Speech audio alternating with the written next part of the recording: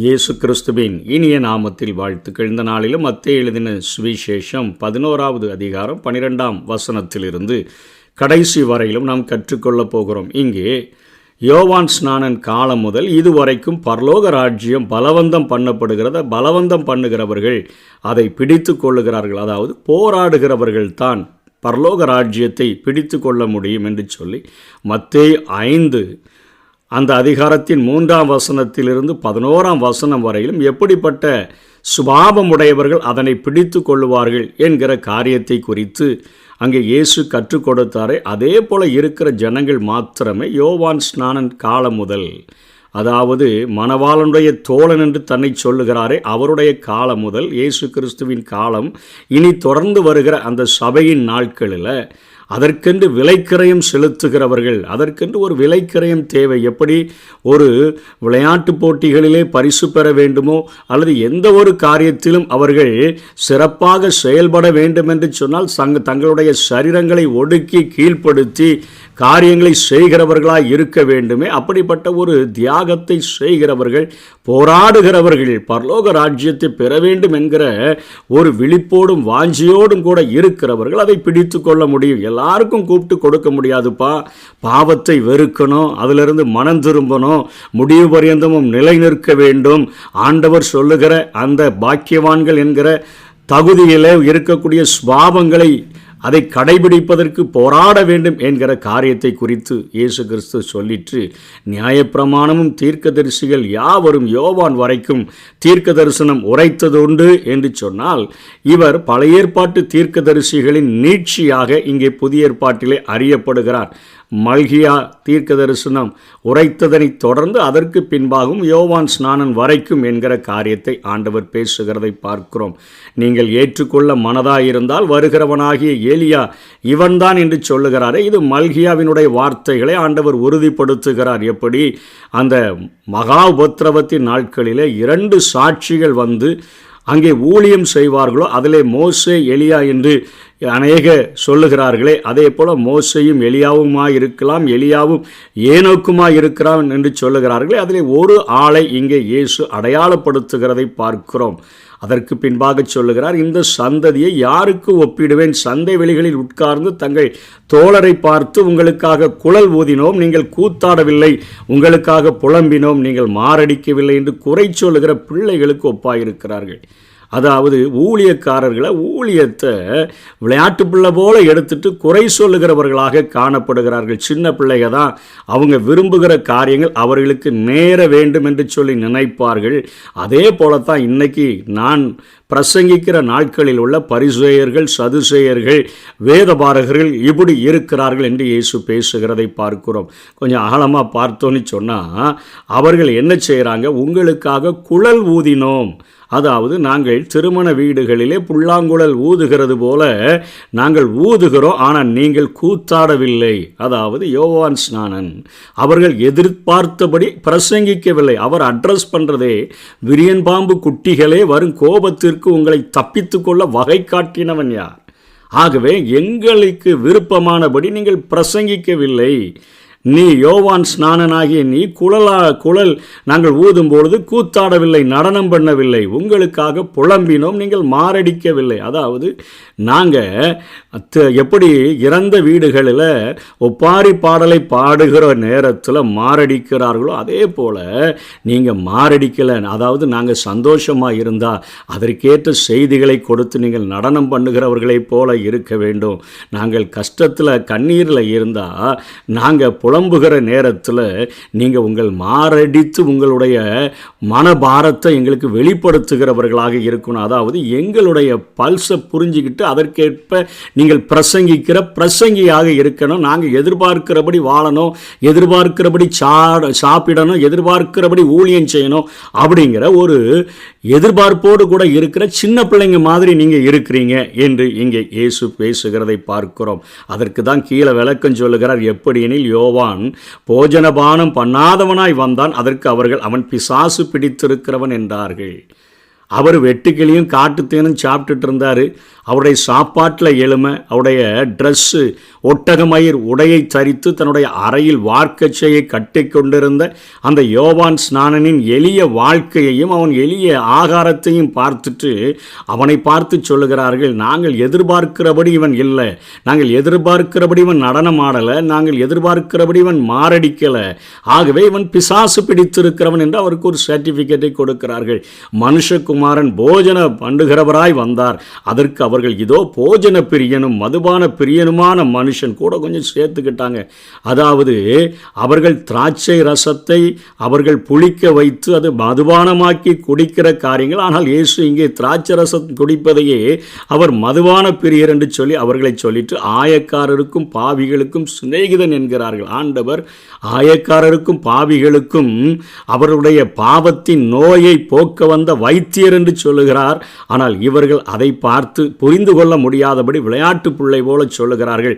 அவர் எல்லாருக்கும் சிநேகிதர், பாவிகளுக்கும் ஆயக்காரனுக்கும் அவர் சிநேகிதர், அவர் மதுபான பிரியர், போஜன பிரியர் என்று சொல்லி அவர்கள் என்னை பேசுகிறார்கள். அவர்களுடைய எதிர்பார்ப்பின்படி நானும் நடனம் பண்ணலை, நானும் மாரடிக்கலை என்று சொல்லி ஆண்டவர் பேசிட்டு, ஆனாலும் ஞானமானது, நான் போதிக்கிற இந்த சத்தியமானது அதன் பிள்ளைகளால் நீதி உள்ளதென்று ஒப்புக்கொள்ளப்படும் என்றார் என்று சொல்லிட்டு ஆண்டவர் தன்னுடைய மிகப்பெரிய ஒரு எதிர்பார்ப்பை கீழே சொல்லுகிறதை பார்க்கிறோம். அவர் பலத்த செய்கைகள், அநேக அற்புத அடையாளங்கள் செய்கிறதற்கு காரணம் என்னன்னா, அவர் 20ஆம் வசனத்தில் மனந்திரும்புதலை அவர் எதிர்பார்க்கிறபடினால அந்த மனந்திரும்புதல் நடக்காத நாட்களில் அவர் அத்தனையாக இன்றைக்கும் வேதனைப்படக்கூடியவராய் இருக்கிறார் என்கிற காரியத்தை அங்கே ஆண்டவர் சொல்லுகிறதை பார்க்கிறோம். அப்பொழுது தமது பலஸ்த செய்கைகளில் அதிகமானவைகளை செய்ய கண்ட பட்டணங்கள் மனந்திரும்பாமல் போனபடியினால் அவைகளை அவர் கடிந்து கொள்ள தொடங்கினார் என்று சொல்லி பார்க்கிறோம். மனந்திரும்புதலை எதிர்பார்க்கிற ஒரு ஆண்டவர், அற்புத அடையாளங்கள் சரீரம் இருக்கிற வரைக்கும் நோவு உண்டு, ஆனாலும் தேவனுடைய வல்லமையை வெளிப்படுத்தும்படியாக அற்புத அடையாளங்களை செய்கிறதனுடைய பிரதான நோக்கம் என்ன? நீங்கள் மனம் திரும்ப வேண்டும் என்பதற்காகவே அதை மாத்திரம் எதிர்பார்க்கிறார். மனம் திரும்புங்கள், பரலோக ராஜ்யம் சமீபித்திருக்கிறது என்றே பிரசங்கிக்கிறதை பார்க்கிறோம். அதனால சொல்லுகிறார், கொராசினே உனக்கு ஐயோ, பெத்சாயிதாவே உனக்கு ஐயோ, உங்களில் செய்யப்பட்ட பலத்த செய்கைகள் தீருவிலும் சீதோனிலும் செய்யப்பட்டிருந்தால் அப்பொழுதே ரெட்டுடுத்தி சாம்பலில் உட்கார்ந்து மனம் திரும்பி இருப்பார்கள். மனம் திரும்புதலை வலியுறுத்துகிறார். கோராசினும் பெத்சாயிதாவும் கப்பர்நகூமுக்கு பக்கத்தில் இருந்த பட்டணங்கள், அவைகள் அநேக அற்புத அடையாளங்களை அவைகள் பார்த்தது மட்டுமில்லாமல் மனம் திரும்பாமல் போனபடினால கடற்கரை பட்டணங்களான தீருவிலும் சீதோனிலும் எவ்வளோ பெரிய அழிவை நான் ஒப்பு கொடுத்தேன். அந்த அலெக்சாண்டரினால் முற்றிலும் அழிக்கப்படுகிறதற்கு நான் ஒப்பு கொடுத்தேனே. இந்த செய்கைகள் அவர்களுடைய தேசத்தில் செய்யப்பட்டிருந்தால் அவர்கள் ரெட்டுடுத்தி சாம்பலில் உட்கார்ந்து மனம் திரும்பி இருப்பாங்களே. நீங்கள் இவ்வளவு நிர்விசாரமாய் வாழ்கிறீர்களே என்று ஆண்டவர் எச்சரிக்கிறார். நியாய தீர்ப்பு நாளிலே உங்களுக்கு நேரிடுவதை பார்க்கிலும் தீருவுக்கும் சீதோனுக்கும் நேரிடுவது லகுவாயிருக்கும் என்று உங்களுக்கு சொல்லுகிறேன் என்று சொல்லிட்டு, வானபரியந்தமும் உயர்த்தப்பட்ட கப்பர்நகூமே, நீ பாதாள பரியந்தமும் தாழ்த்தப்படுவாய். உன்னில் செய்யப்பட்ட பலத்த செய்கைகள் சோதோமிலே செய்யப்பட்டிருந்தா இது ஒரு நாள் வரைக்கும் நிலைத்திருக்கும் என்று சொல்லுகிறதை பார்க்கிறோம். அதாவது அவருடைய சொந்த ஊழியத்தின் மைய பகுதியாக தெரிந்து கொண்ட கப்பர்நகூமும் அது அத்தனையாக கிரியைகள் நடப்பிக்கப்பட்ட போதிலும், ஊழியத்தினுடைய இயேசு கிறிஸ்துவின் ஊழியத்தின் மையஸ்தலமே அங்கே இருந்த போதிலும் கூட அது ஒன்றும் மனம் திரும்பாமல் போனபடியினால வானபரியந்தமும் உயர்த்தப்பட்ட கப்பர்நகூமே, நீ பாதாள நீ நரகபரியந்தமும் தாழ்த்தப்படுவாய் என்று ஆண்டவர் பேசுகிறார். மனம் திரும்புதல் இல்லாதபடினால உன்னில் செய்யப்பட்ட பலத்த செய்கைகள் சோதோமிலே, அதாவது சோதோம் எப்படி அக்கினியும் கந்தகமும் எரிகிற அந்த காரியத்தினால அது அழிக்கப்பட்டதோ அப்படிப்பட்ட அழிவுகள் அதற்கு நடந்ததே.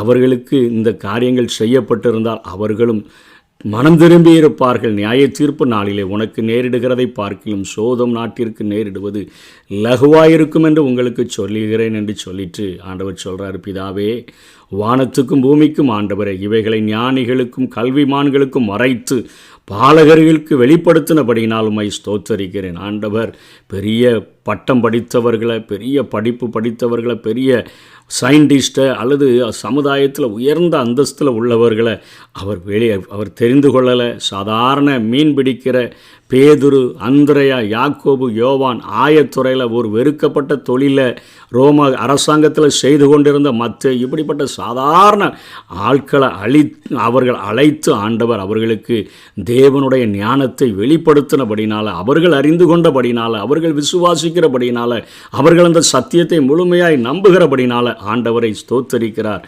அவர் சொல்லுகிறார், இது உம்முடைய திருவுளத்திற்கு பிரியமாய் இருந்தது என்று சொல்லிட்டு, சகலமும் என் பிதாவினால் எனக்கு ஒப்பு கொடுக்கப்பட்டிருக்கிறது, பிதா தவிர வேறொருவனும் குமாரனை அறியான், குமாரன் எவனுக்கு அவரை வெளிப்படுத்த சித்தமாய் இருக்கிறாரோ அவனும் தவிர வேறொருவனும் பிதாவை அறியான் என்று சொல்லி, பிதாவினுடைய காரியங்களை தன்னோடு கூட இருக்கிற அந்த பிள்ளைகளுக்கு, அந்த சீஷர்களுக்கு மனம் திரும்பி குழந்தைகளைப் போல ஆகணும்னு சொன்னார். அப்படி அவர் சொன்ன வார்த்தையின்படி எல்லாவற்றையும் விட்டு பின்பற்றின சீஷன் என்னுடைய விதையை தங்களுடைய இருதயத்தில் வளருகிறதற்கு ஒப்பு கொடுத்தவர்களை பார்த்து சொல்லுகிறார், ஆண்டவரை பிதாவை நான் உங்களுக்கு நான் அறிவிக்கிறேன். ஆண்டவர் பிதா அவரை யாருக்கு வெளிப்படுத்த சித்தமாக இருக்கிறாரோ வேறு யாரும் பிதாவை அறிய முடியாது. பாலகர்களாகிய உங்களுக்கு நான் தெரியப்படுத்துகிறேன், ஞானிகளுக்கும் கல்விமான்களுக்கும் இதை மறைத்து நான் உங்களுக்கு சொல்லிக் கொடுக்கிறேன் என்று சொல்லி தேவனை அறிகிற அறிவை குறித்து இங்கே ஆண்டவர் பேசுகிறதை பார்க்கிறோம். கடைசியாக சொல்லுகிறார், வருத்தப்பட்டு பாரம் சுமக்கிறவர்களை நீங்கள் எல்லாரும் என்னிடத்தில் வாருங்கள், நான் உங்களுக்கு இளைப்பாறுதல் தருவேன் என்று சொல்லுகிறதை பார்க்கிறோம். வருத்தப்பட்டு பாரம் சுமக்கிறவர்கள் என்று சொன்னால் என்ன? களைப்படைந்தவர்களுக்கு இளைப்பாறுதல். அதாவது ரொம்ப வேலை செய்கிறதுனால வந்த டயர்டல்ல, டயர்டாக இருக்கிறவர்களை பார்த்து, இப்போ ஒரு மாடால் இழுத்து போக முடியல, நின்றுச்சின்னு சொன்னால் வேகமாக குச்சியை வச்சு அடித்து திரும்ப அதை சுமக்க வைக்கிறோமே, களைப்படைந்த பிறகும் அந்த திரும்பவும் அந்த பாரத்தை, அதாவது நம்ம பாஷையில் சொன்னால் வெந்த புண்ணில் வேல் பாய்ச்சுகிறது போல காரியம். அப்படி அந்த ஒரு கிரேக்க பதத்திலிருந்து இந்த வார்த்தைகளை மொழிபெயர்த்திருக்கிறபடினால, களைத்து போன பின்பும் பாரம் சுமக்கிறவர்களேனா எந்த அளவுக்கு பாரத்தை சுமக்கிறவர்களாக இருப்பார்கள். அவர்களை பார்த்து ஆண்டவர் அழைக்கிறார், நீங்கள் எல்லாரும் என்னிடத்தில் வாருங்கள், நான் உங்களுக்கு இளைப்பாறுதல் தருவேன். நான் சாந்தமும் மனத்தாழ்மையுமாய் இருக்கிறேன், என் நுகத்தை உங்கள் மேல் ஏற்றுக்கொண்டு என்னிடத்தில் கற்றுக்கொள்ளுங்கள் என்று ஆண்டவர் பேசுகிறதை பார்க்கிறோம். அதாவது என்னுடைய நுகம் என்பது ஆண்டவர் சொல்லுகிற கிருபையின் நுகத்தை குறித்து ஆண்டவர் சொல்லிக் கொடுக்கிறதை பார்க்கிறோம். அதாவது அவர்கள் சுமத்துகிற அந்த நியாயப்பிரமாணங்கள், அதனை கடைபிடிக்க சொல்லுகிற காரியங்கள் எல்லாம் உங்களுக்கு மிகுந்த பாரமான ஒரு காரியங்களாக அவைகள் காணப்படுகின்றன. ஆனால் நான் கொடுக்கிற இந்த நுகமானது, நான் கொடுக்கிற இந்த கிருபையின் இந்த சத்தியங்களானது, நீங்கள் அதனை ஏற்றுக்கொண்டீங்கன்னு சொன்னால், அது என்னிடத்தில் வந்து கற்றுக்கொண்டீங்கன்னு சொன்னால் அது உங்களுக்கு லகுவாக இருக்கும். என் சுமை லகுவாயும் என் நுகம் மெதுவாயும் இருக்கும் என்று ஆண்டவர் சொல்லுகிறார். என்னிடத்தில் வந்து கற்றுக்கொள்ளுங்கள். அதாவது நாதான் குரு, நாதான் உங்களுக்கு பாடம், லெசனும் நாதான். என்னிடத்தில் வந்து எதை கற்றுக்கொள்ள போகிறீங்க? என் சாந்தத்தையும் என் மனத்தாழ்மையையும். நானே ஆசிரியர், நானே பாடம் என்கிற காரியத்தை குறித்து ஆண்டவர் பேசுகிறதை பார்க்கிறோம். அப்போஸ்தலரில் 15ஆம் அதிகாரம் 10ஆம் வசனத்தில் இங்கே ஆண்டவர் ஒரு காரியத்தை அங்கே எழுதி வைத்திருக்கிறதை பார்க்கிறோம். மத்தேயு அப்போஸ்தலர் 15ஆம் அதிகாரம் 10ஆம் வசனத்தில், இப்படி இருக்க நம்முடைய பிதாக்களாலும் நம்மாலும் சுமக்கக்கூடாத நுகத்தடியை சீஷர் கழுத்தின் மேல் சுமத்துவதினால் நீங்கள் தேவனை சோதிப்பானேன். அந்த நியாயப்பிரமாணங்கள் சொல்லி கொடுத்த காரியங்களை அது வந்து கஷ்டப்பட்டு சுமக்கிறாங்க. சுமக்கக்கூடாத ஒரு நுகத்தடி, அதைத்தான் கழுத்தின் மேலே வைத்திருக்கிறார்கள். இயேசு சொல்லுகிறார், என் மேலே விசுவாசம் வைக்கும் பொழுது, என் மேலே அன்பு பெருகும் பொழுது, என் மேலே நம்பிக்கை பெருகும் பொழுது, என்னிடத்தில் கற்றுக்கொள்ளும் பொழுது இந்த சத்தியங்களை கடைபிடிப்பது உங்களுக்கு லகுவாக மாறிவிடும். 60 வருடங்கள் ஆண்டவரை பின்பற்றின யோவான் சொல்லுகிறார் தன்னுடைய நிருபங்களிலே, அவருடைய கட்டளைகள் பாரமானவைகளும் அல்ல என்று சொல்லி 60 வருடங்கள் கடைபிடிப்பதற்கு அது எனக்கு லகுவாகவே இருந்தது என்று சொல்லுகிறார். இயேசு கிறிஸ்து தான் குரு, அவர்தான் பாடமே, அவரை குறித்து தான் கற்றுக்கொள்ளுகிறோம். வேதம் முழுவதிலும் இயேசு கிறிஸ்துவை கற்றுக்கொண்டு அவரை போல வாழ அவர் பிரயாசப்படுகிறார். அந்த காரியங்களை குறித்து தான் சொல்லுகிறார். வருத்தப்பட்டு களைப்படைந்து சோர்ந்து போயிருக்கிறவர்களே, திரும்ப திரும்ப பாரம் சுமந்து களைப்படைந்ததுனால ரெஸ்ட் இல்லை, திரும்ப சுமந்து சோர்ந்து போயிருக்கிறவர்களை நீங்கள் எல்லாரும் என்னிடத்தில் வாருங்கள், நான் உங்களுக்கு இளைப்பாறுதல் தருவேன். என் நுகம், அது மெதுவாக இருக்கும், என் சுமை லகுவாக இருக்கும், என்னிடத்தில் கற்றுக்கொள்ளுங்கள் என்று சொல்லி இந்த சத்தியத்தை இந்த அதிகாரத்தில் அவர் முடிக்கிறதை பார்க்கிறோம். இயேசு கிறிஸ்துவை குருவாகவும் அவரை குறித்த பாடத்தை நாம் கற்றுக்கொண்டு அந்த லெசனில் சீஷன் என்கிற அந்த காரியங்களை புரிந்து கொண்டு சீஷன் என்கிற அந்த விதையானது நமக்குள்ளாக முழுமையாக வளர்ந்து அவருடைய அன்பின் நிமித்தமாக, அவர் மேலே வைத்திருக்கிற நம்பிக்கை நிமித்தமாக, அவர் மேல் வைத்திருக்கிற விசுவாசத்தின் நிமித்தமாக பாரமானவைகள் அல்ல, ஆவியானவருடைய உதவியோடு கூட அவர் எதிர்பார்க்கிற காரியங்களை முதலிடத்தை அவருக்கு கொடுத்து மற்ற எல்லா காரியத்தையும் பின்பாக வைத்து அவருடைய இதய துடிப்பை உணர்ந்து கொண்டு இந்த உலகத்தில் ஊழியம் செய்ய முடியும். அப்படிப்பட்ட கிருபைகளை தேவன் நமக்கு தந்தருள்வாராக. ஆமென். கற்று தந்து நடத்துகிறீர், கண்டித்து உணர்த்தி போதிக்கிறீர். ஆவியானவரே, தூய ஆவியானவரே, கற்று தந்து நடத்துகிறீர், கண்டித்து உணர்த்தி போதிக்கிறீர். ஆவியானவரே, தூய ஆவியானவரே,